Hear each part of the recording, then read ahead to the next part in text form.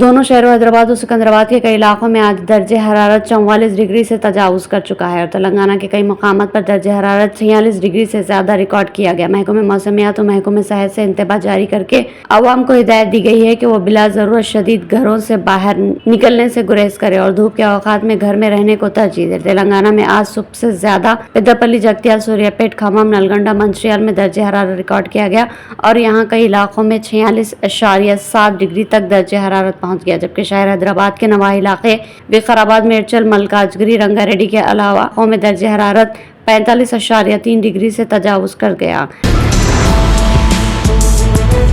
ای میل کے ذریعے بھیجی گئی شکایت میں کہا گیا کہ الیکشن کمیشن نے حال ہی میں سیاسی جماعتوں کو ہدایت دی ہے کہ وہ بچوں کی خدمات اور انتخابی مہم یا سرگرمیوں میں ان کو شریک نہ کرے۔ وزیر داخلہ امت شاہ نے ریاست تلنگانہ کے حیدرآباد لوک سبھا میں لدرواجہ سے سدھا ٹاکیز تک انتخابی ریلی میں شرکت کی۔ ریلی کا اختتام سدھا ٹاکیز میں جلسے عام کے ساتھ ہوا، جہاں امت شاہ کے ساتھ اسٹیج پر بچوں کو دیکھ سکتے ہیں۔ ایک بچہ بی جے پی کے نشان کے ساتھ نظر آیا۔ یہ الیکشن کمیشن کے رہنما اصولوں کی سری خلاف ورزی ہے۔ AIMIM کے سربراہ اسدالدین اویسی نے کہا کہ مرکزی وزیر داخلہ امت شاہ نے نہ صرف سردار ولبھ بھائی پٹیل بلکہ ان تمام لوگوں کی قربانیوں کی بھی توہین کی ہے جنہوں نے حیدرآباد ریاست کو آزاد کرانے کی جنگ لڑی ہے، یہ کہہ کر کے گزشتہ 40 سالوں سے حیدرآباد پر رضاکاروں کا قبضہ ہے۔ جمعرات کو حیدرآباد میں ایک جلسے عام سے خطاب کرتے ہوئے اویسی نے سوال کیا کہ اگر حیدرآباد پر 40 سال سے رضاکاروں کا قبضہ ہے تو پچھلے 10 سالوں سے وزیر داخلہ کیا کر رہے تھے؟ اس بات کی طرف اشارہ کرتے ہوئے کس طرح بی جے پی قائدین بشمول وہ حیدرآباد کو IAS اور روہنگیا کا اڈا قرار دیتے ہیں اور کس طرح بی جے پی قائدین نے حیدرآباد پر سرجیکل اسٹرائیک کا انتباہ دیا اور تیر چلانے کی دھمکی دی۔ اویسی نے سوال کیا کہ شاہ کو حیدرآباد سے نفرت کیوں ہے؟ تلنگانہ پولیس نے جمعہ کو کہا کہ وہ طالب علم روہت ویمولا کی موت کی مزید تحقیقات کرے گی، کیونکہ پولیس نے عدالت میں جو کلوزر رپورٹ داخل کی ہے اس پر متوفی کی والدہ اور کچھ دیگر افراد کی جانب سے شکوک و شبہات ظاہر کیے گئے ہیں۔ اس بارے میں جانکاری دیتے ہوئے تلنگانہ کے DGP نے کہا کہ عدالت میں ایک عرضی داخل کی جائے گی اور اس معاملے میں مزید تفتیش کے لیے مجسٹریٹ سے اجازت لی جائے گی۔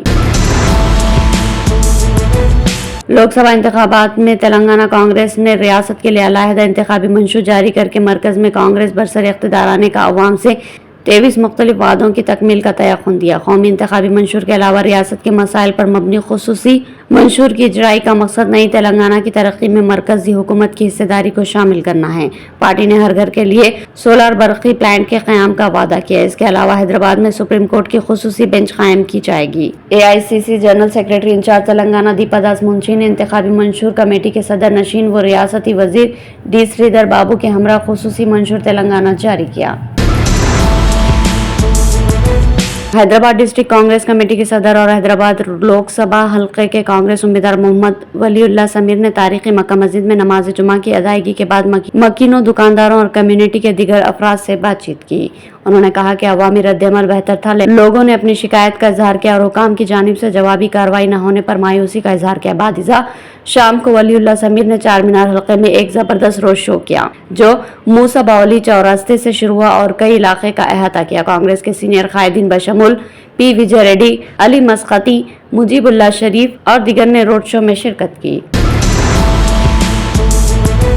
چیف منسٹر ریونت ریڈی لکھنؤ کے رائے بریلی لوک سبھا حلقے سے کانگریس قائد راہل گاندھی کے پرچہ نامزدگی کے ادخال کے موقع پر شرکت کے بعد حیدرآباد واپس ہو گئے۔ ریونت ریڈی آج صبح حیدرآباد سے خصوصی طیارے میں صدر کانگریس ملک ارجن کھرگے کے ہمراہ رائے بریلی روانہ ہوئے تھے۔ ملک ارجن کھرگے کرناٹک سے حیدرآباد پہنچے اور تلنگانہ قائدین کے ساتھ اتر پردیش روانہ ہوئے۔ رائے بریلی میں راہل گاندھی نے لوک سبھا چناؤ کے لیے پرچہ نامزدگی داخل کیا۔ اس موقع پر سونیا گاندھی، پرینکا گاندھی، KC وینوگوپال، اشوک گہلوٹ، ریونت ریڈی اور دیگر قائدین بھی موجود تھے۔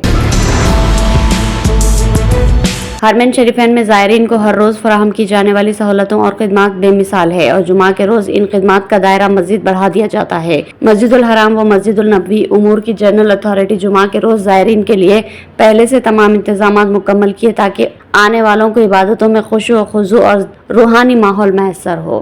سعودی خبر رساں ادارے کے مطابق اتھارٹی کا کہنا ہے کہ جمعہ کو مسجد الحرام آنے والے عمرہ زائرین اور نمازیوں کی سہولت کے لیے اسپیشل پلان تیار کیا جاتا ہے۔ عمرہ زائرین کے لیے 5000 کے قریب الیکٹرانک و سادہ گاڑیاں تنقل ایپ کے ذریعے فراہم کی جاتی ہے۔ اس کے بارے میں آگاہ کیا جاتا ہے کہ کس طرح تنقل ایپ کے ذریعے قبل از وقت बुकिंग कराई जा सकती है। इसके अलावा पहली मर्तबा इलेक्ट्रॉनिक गाड़ियां इस्तेमाल करने वालों को तमाम मालूमात दी जाती है।